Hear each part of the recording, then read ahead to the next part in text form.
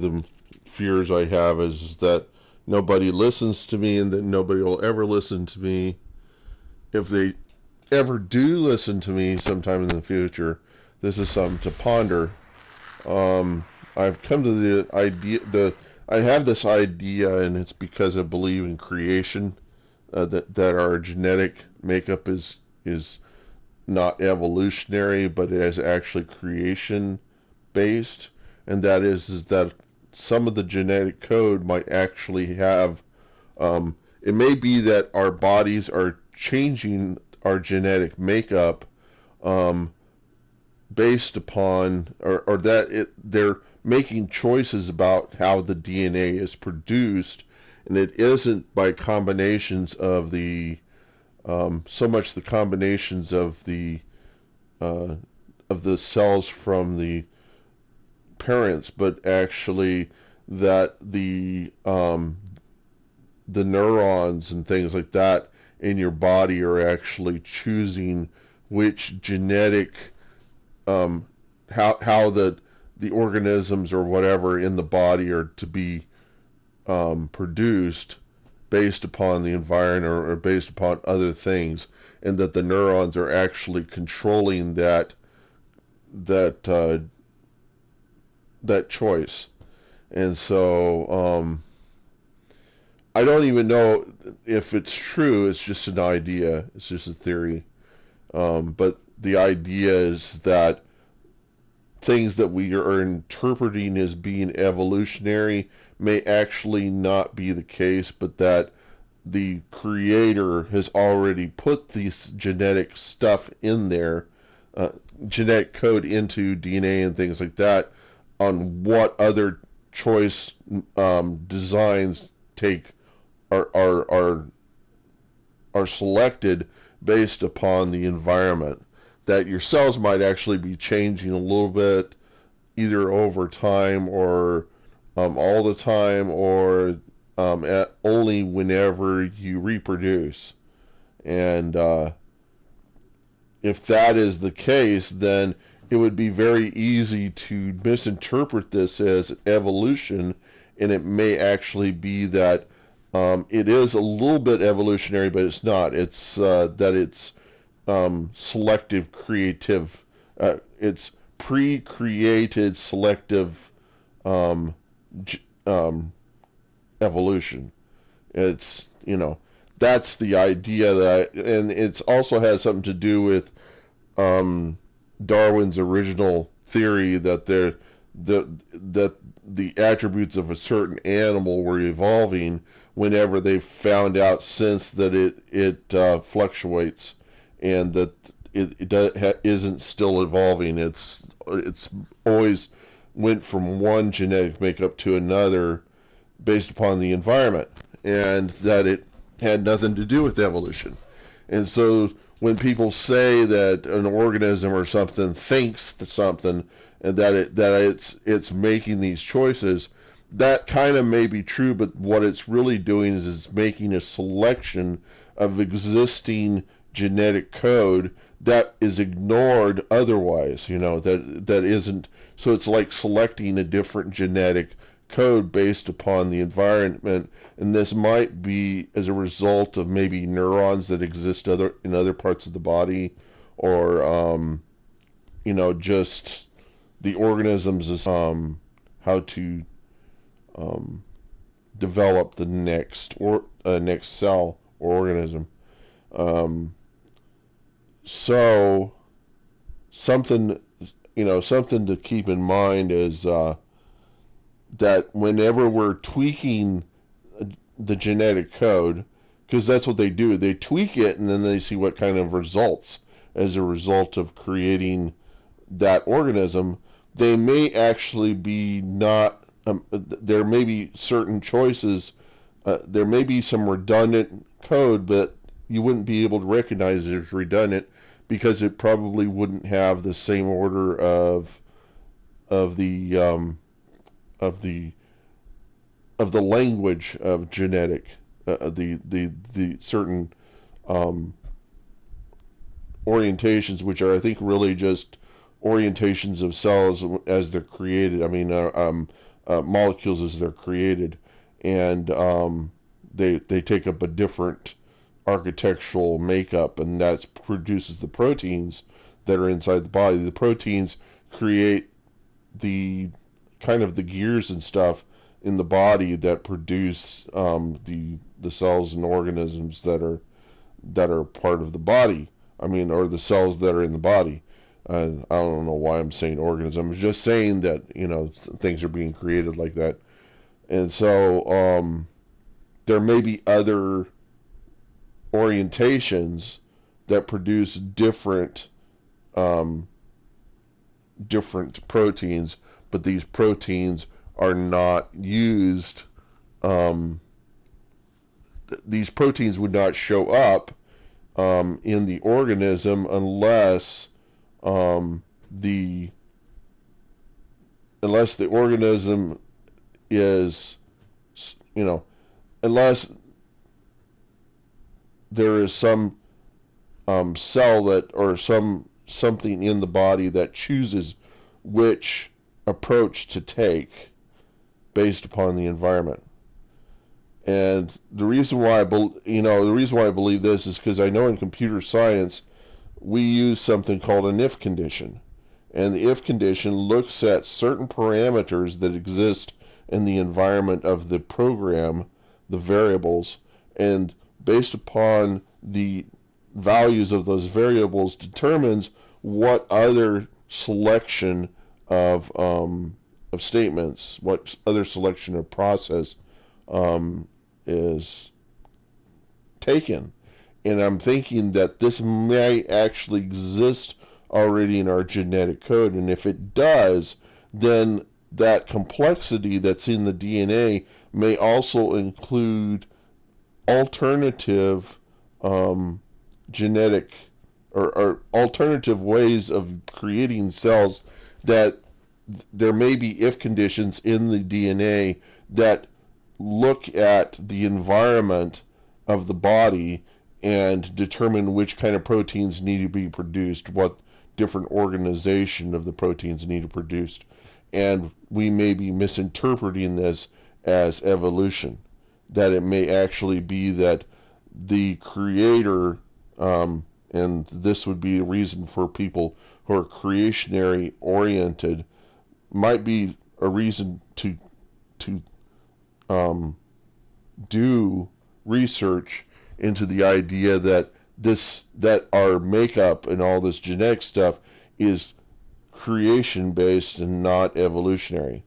Um, that the only amount of evolution that might actually be occurring is in um, the choice of the genetic makeup from um, one uh, person to their children. It may occur at the point of reproduction. And if that is the case, then it isn't evolutionary. It's subtle choices based upon existing genetic code, the what's already in the genetics itself. And so part of the reason why I thought about this was because I had watched Cheddar, and one of the things they were talking about was the way that people's heads have changed based upon the food that we eat, the way the jaws are created, and things like that, and also how they were talking about the way that um, the retinal, how the eyes are produced and how they work, and that there's increased number of problems with our eyes, um, and that and how the receptor cells are grown outwards. Um, I mean how the light lands on the wrong end of the cells, and that it actually has to reach the receptors, which are on the back of are on the outside of the eye and not on the inside. which was kind of like, whoa, why would that be, And it may be that it changes or things like that fluctuate based upon the environment that you're in, that if you're indoors most of the time, you're going to have a different set of eyes than somebody who spends most of their time outdoors, okay? And so it may be that may be the reason why people have different genetic makeups. It may be that their ancestors spent different or spent more time outdoors than indoors, and as a result of living indoors, our genetic makeup for our eyes is different than somebody who spends most of their time outdoors. See, and so it's we really need to be cognizant of this because we could very easily screw something up if we were to reproduce people based upon cloning. If when you're doing cloning, you might actually be losing some of the genetic makeup by tweaking things that have nothing to do. I mean, that there may be alternative if conditions that are getting lost in the result of cloning organisms or cloning the genetic code. Uh, you don't know how many of the things you're screwing up if you make subtle changes, and it may be that there's the changes you're making gets the result you want, but you might actually be screwing up an organism that selects part of the genetic code to create other kinds of proteins. And so you will probably not realize this effect short term. You will realize it long term, and then you'll end up probably with people who have uh, allergies, or I mean, not allergies, but like food allergies. And so it may be the result that a lot of people that have food allergies may be a result of them being exposed to more synthetic organisms, or just more synthetic, not organisms, but synthetic chemicals. And those synthetic chemicals may be triggering some of the genetic choices inside of the DNA, and it may be the same sort of an effect that technology has had on moths, that having a light bulb has ruined the ability for a moth to actually find its way around, because the sun is the moth's most favorite, or that it's the moth's navigational system is based upon the sun's light. And now that we have light bulbs, these poor old moths are never able to get anywhere because they're flying with respect to the light bulb and not the sun. So the in that may be a subtle example of just how technology might actually be ruining us. It's my personal belief that technology is only good if it helps you relax, and entertains you, but when it is used to control you, you might actually be ruining things. It could lead to some very bad behavior. And I get a little bit of this whenever I'm playing video games. So, the video games have a tendency to make people, it does have a tendency to make people more violent. What I've tried to do is that whenever people say nasty things, I try to put something really I try to turn people's ideas on their ear when I say nasty things, just to kind of amuse people a little bit, so that they're just kind of like, oh, what is that supposed to mean? And then I'll give them a little bit of something that maybe jogs their brain or makes them think a little bit deeper about stuff rather than dealing with shallow insults, you know. Because there's going to be insults in these games because people have to express their their they have to express um,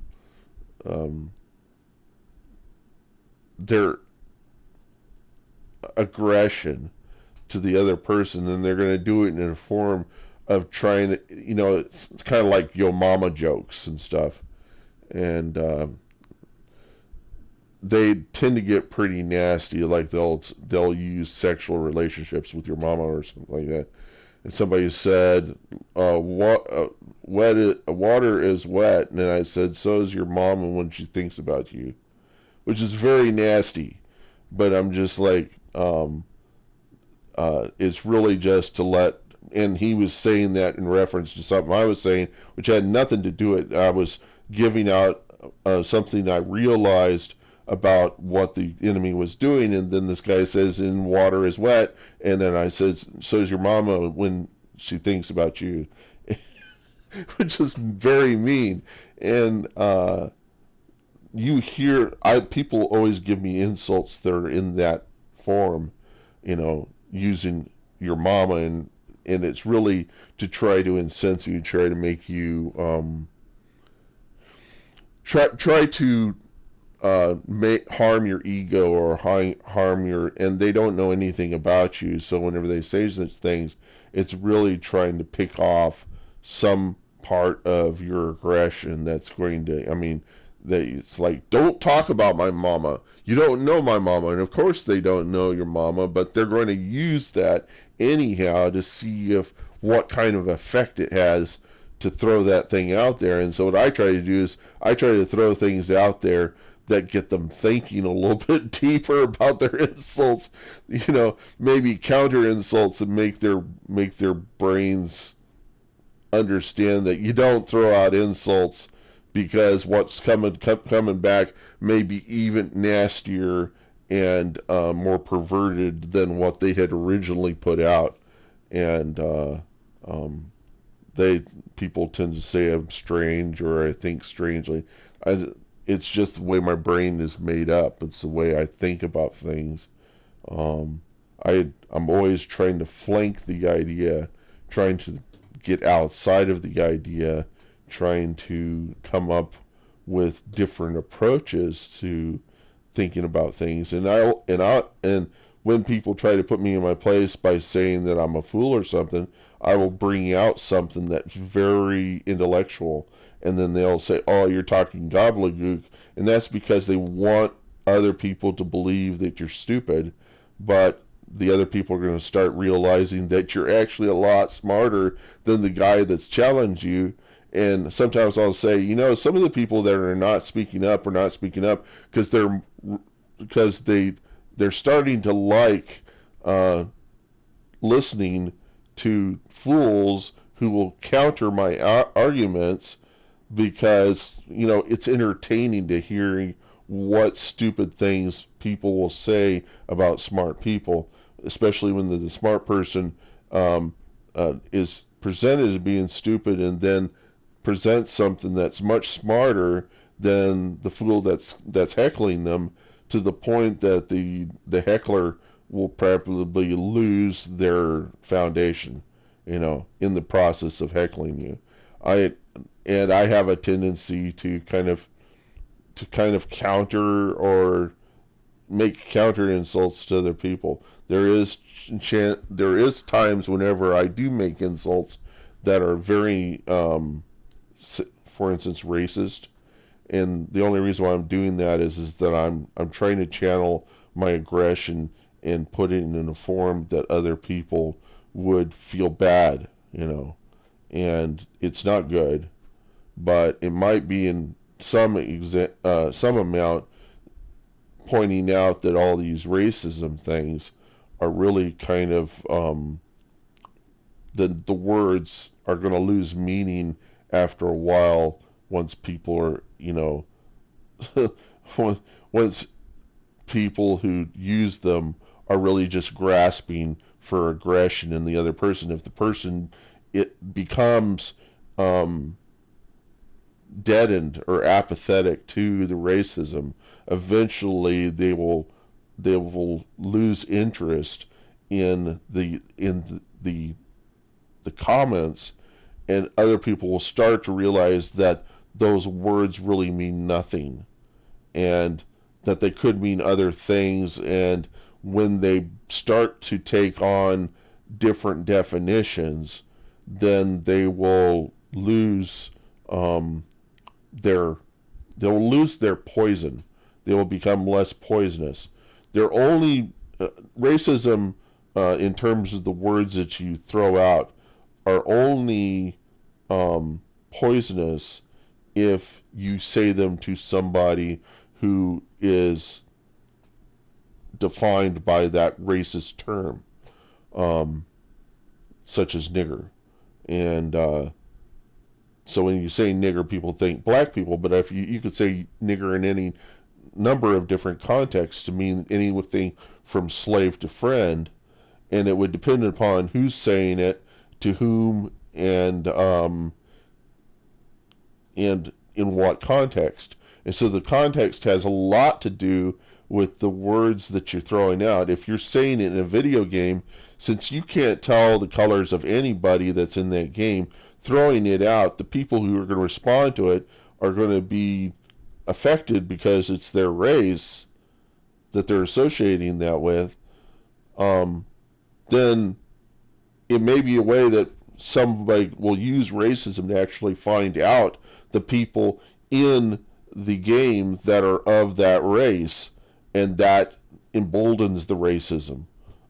That's a possibility. But if you just use it, and you use it in different contexts, and in relation to words to mean other things, then people will respond less to the racism, and the racists will not be able to find out who's of a certain race.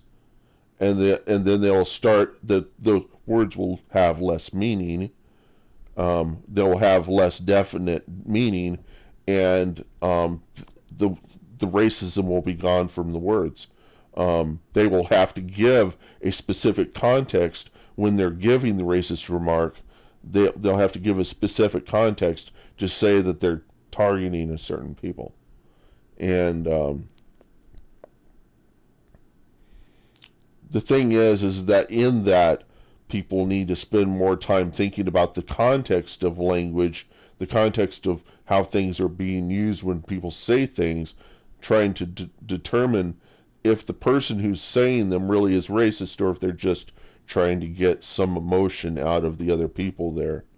And that's what I do it for, is because it's the worst thing I can possibly think of to say, because other words that that have saltiness to them don't really have the same amount of effect as saying something that's racist. And it's nasty and it's not good that I do it, but it doesn't mean I'm racist. It means that I'm trying to project my feelings into somebody else. And that's one of the drawbacks of playing video games, is that you will hear lots of nasty, mean comments and insults from people. And it goes the gamut of all sorts of things. And the only thing you can do, that whenever somebody's trying to type class you, is to play into it. And I'm not going to get into the details of what people say, but when they say that I'm this person, I start to develop more perversion on top of that, to make it people realize that it doesn't affect me, and that I can think of things that are even more perverse than what they're thinking about, that if they keep pushing it, they're going to find other things that are just going to ruin their whole concept of reality. And one example that people would say, you don't know anything, and say, well, take this for example. One byte is equal to one character. There are 333 million people in America. If you took a 1 terabyte cell phone and divide it by 333 million, it comes out to about 3,000 bytes. What if you could encode in that 3,000 bytes information about the person, kind of like a Wikipedia page for each person, and then on top of that, you include facial information and maybe health care things that you're personally sensitive to in terms of health care, like that you're allergic to anesthetic that has a negative contraindication. Those people could go around and effectively cut through any organization or any government um, effectively without ever being connected to the internet. It's a little hard for somebody who's throwing an insult to understand things like that. But once you throw it out there, if somebody's really intellectual thinks about it, they come to the realization there are a lot of things to fear in the world. And, why do such things never occur? And it's probably because there's a creator involved, and that creator is selecting what is perceived and what is not perceived by the people around. And I have a lot of ideas that could really ruin the world and that nobody ever hears. I mean, they don't perceive. I will say the things, but they will not perceive the venom in what I'm saying. And some other people will, but they won't respond to it in a way that will produce such things, but will so certain people chime into things I say. Not everybody gets it.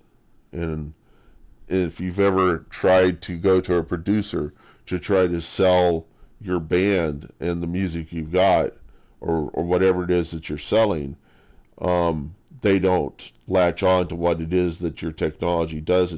It may be that the Lord is actually controlling their mind a little bit and allowing them to perceive certain things and certain other things they will never perceive, either because of their environment or their background, or because they just aren't inspired by certain ideas.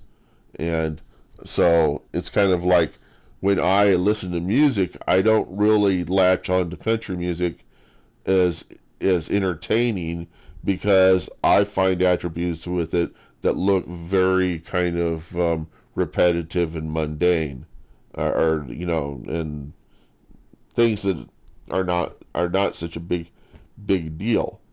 And whereas other country people listen to country music, listen for other cues, like the words that are used and the ideas that are in the country music song, not so much the way the song is, the chord progressions are chosen, or that the drum beat is not fast enough. Because as a rocker, you want fast beats. You don't want ones that just are like a country beat. And so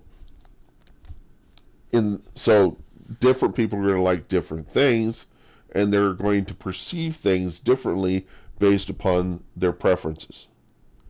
And that's the reason why probably the reason why a lot of liberals couldn't imagine why conservatives would pick somebody like Trump for a president, was that they were latching on to something they thought was more important. Certain ideas about Trump were more important, whereas the liberals were not responsive to those ideas to the same magnitude. And as a result, were desperate to figure out instead of what was right about Trump, what was wrong with him, and responding to that and presenting that to the conservatives. And the conservatives would not be able to perceive what the liberals were saying, because the conservatives have a tendency to push back on anything that sounds perverse or sounds different or requires some thought, and so they have a tendency to hear words but not really understand the culture behind them and the context, and that the liberals might actually be using words that are not going to translate to the conservatives in the same way. And so the conservatives have a tendency, as a result probably of dropping out of school, some of them, they will act, and liberals also drop out of school, but the thing is, they might actually lack the education to understand the words that are being used in communication. So, by not being able to perceive all the information, will actually make poorer choices and insult the people who are saying the words rather than thinking about what the person who is saying them is actually saying. Just like the number of conservatives that disagree with Pelosi, but the thing is they don't understand that Pelosi was trying to push through campaign reform, which is the reason why they're trying to they picked Trump, is because they figured Trump wouldn't be affected by the big money because he has his own big money. You know, he's his own man. He's got his own money. He won't be affected by that, and maybe he'll be able to push through campaign reform. And he's not going to push through campaign reform because the guy believes that anything can be rigged. But then what they found out was that he was rigging stuff, or he was going to rig the election if he could, and then turn around and say that it's rigged by other people. He didn't want to offer them the choice of rigging it too, because he was going to rig it himself, you know. And um, you don't want anybody to rig it, but the thing is that he's found out if he can blame somebody else for something he would do, then people paint will think that it's somebody else that is to blame for certain things whenever it's him himself. You know, like tax evasion. He might go out and that's the hypocritical stance that you will clear the speck from a brother's eye whenever you got a mote in your own eye. And a mote is basically a big log, so you can't see the brother or anybody, and everybody can see you're completely wrong with what you're saying, but you're clearing the speck from another person. If you're somebody like Trump and you do something like that, and the people in the audience can't recognize that you have a log in your own eye, then um, he's going to have a great effect on those people. But the people that can see that he has a log in his own eye will say there's something really wrong with this guy because he's got a log in his eye because of this history. But the people that are more responsive and feel more importance about the speck will pay attention to that. They'll perceive the speck as being more important than whatever the other people, the liberals, could dig up about the possibility that Trump has a log in his own eye, that he's actually got a bigger problem that they're not even aware of. And they didn't, and the people didn't realize how perverted Trump was until at the end of the election, at the end of his term, that he was actually trying to get a second term, and that he was digging up crap. And then people start to realize that this guy will turn on his own people, such as Cohen, his lawyer, that he's been he befriended for such a long time to do dirty stuff for him. He turned on that guy, and he turned on everybody else that he knew, who he saw as a problem. And so what it really says about the guy is that you can't trust him. He's untrustworthy. And as a result, he's lost a lot of friends over trying to maintain control. And that's also, what another idea that is it's better to suggest things. It's better to give out information to people and to be repetitive in what you're saying, because it's going to be perceived differently each time as people it falls on their ears. They might take it and then think about it, and then later on later shun it, but then as they experience things may take in the idea and start to realize things about it, and then fully grasp and disseminate the information. Um, so you have to be repetitive all the time.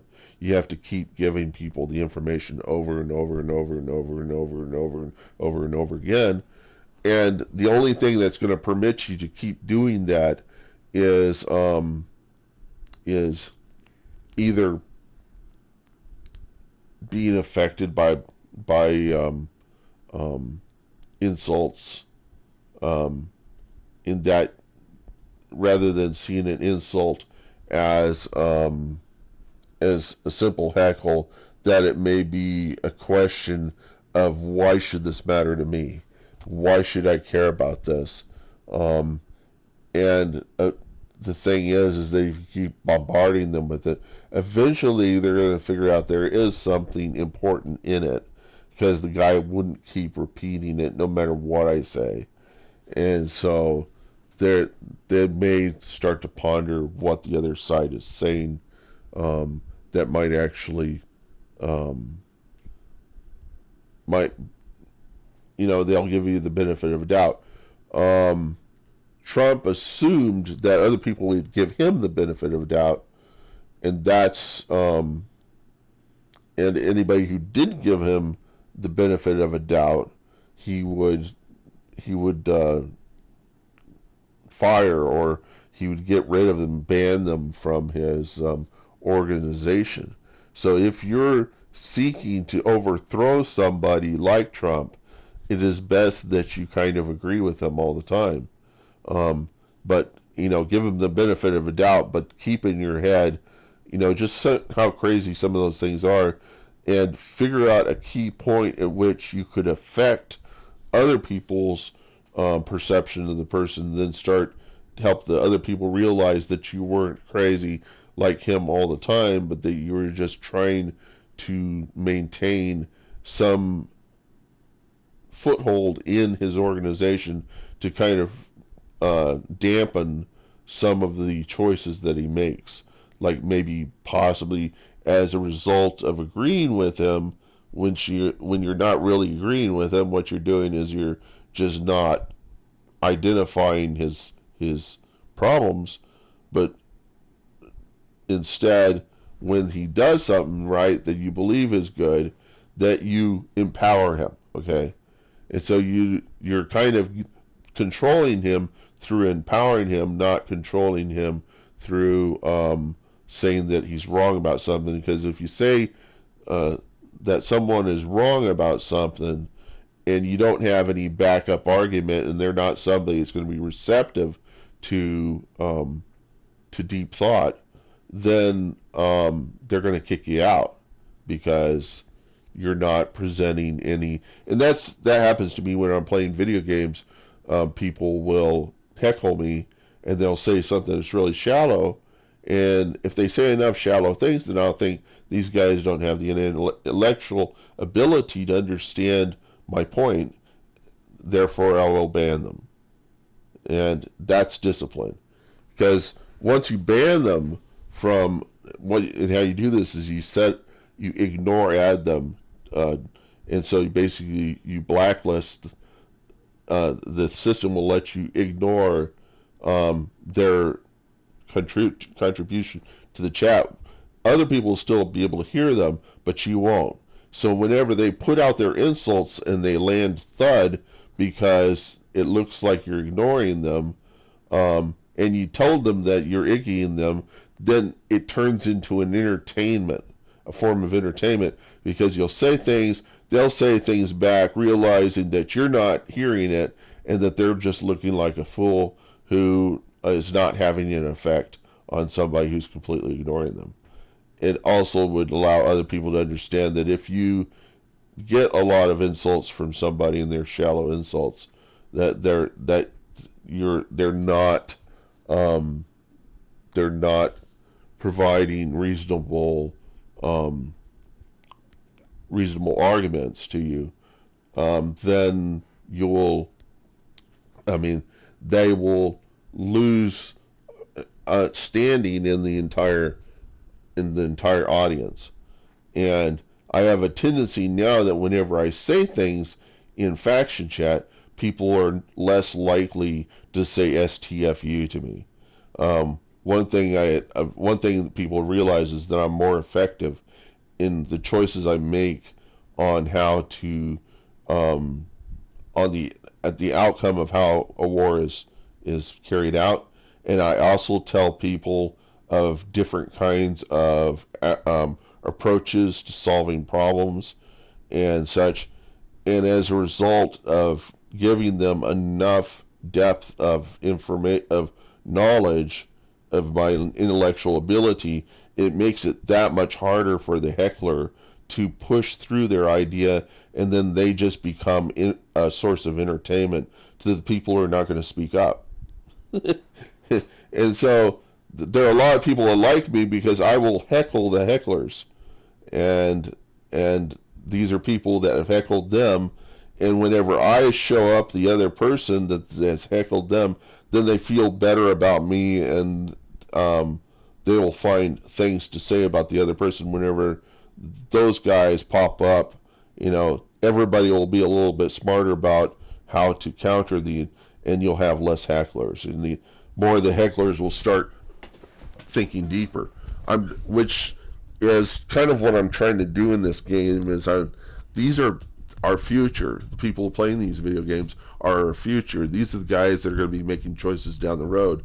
And if you're not challenging their thinking processes, not giving them information that they don't care about, because if you don't care about something, you're careless. If you ignore somebody, you're ignorant. And if you don't respond to things, then you're irresponsible. See, at least that's what I think. And so the thing is to give out things that matter. And if somebody says I don't care, I'll say, well, then you're careless, right? And then they think about it and they go, oh yeah. Now I ignore hecklers, but only whenever I come to the realization they got nothing new or good to say about me. Then I'll ignore them, and that creates a source of entertainment, because once everybody knows that I've ignored them, anything they come up with is going to fall thud, because I will come out and I'll say a bunch of other stuff that has absolutely no relationship to what they've said. Then they'll get upset and they'll get really salty. Everybody will see the saltiness, and then they'll all start attacking him. It's really funny whenever it happens. And I mean, I do take a certain amount of glee in making other people look bad, but it's discipline. If the other person doesn't feel bad about their selection of words is not, or their insults are not being effective, then they come to the realization that they don't have the level of understanding to really have an effect on people. That subtle, shallow insults are not going to have any effect. I call these people Kevin Mitnick wannabes. Kevin Mitnick found out that he could actually go through any kind of organization without ever actually having any experience, by just hacking people's speech. And there are certain people who heckle that do that. They try to find out information about you, then they use that to break apart your character. But if you don't respond to their, even if they find something out about your character, if you don't respond in a way that's predictable to them, and that is to feel bad about it, and you turn it on its ear and you start playing into it and start offering alternative ideas about it, then the venom of their comebacks loses its effectiveness, and then they realize that they're going to have to become better hecklers in order to have more of an effect. They're going to have to think a little bit deeper about the things that you say and kind of outdo you by overthinking you. So it's my rant for today, and I'm going to put this